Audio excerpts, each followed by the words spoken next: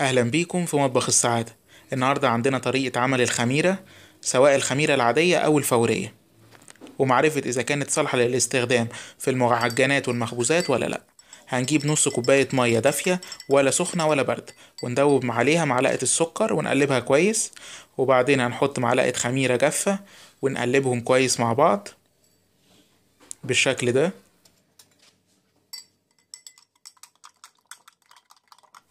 ونغطيها ونسيبهم في مكان دافي، برضو مش سخن ولا بارد، لمدة 10 دقايق، ممكن في المطبخ عادي.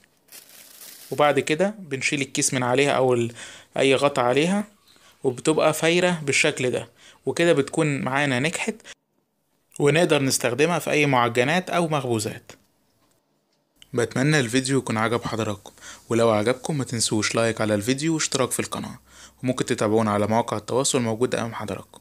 وإلى اللقاء إن شاء الله في فيديوهات جديدة على مطبخ السعادة.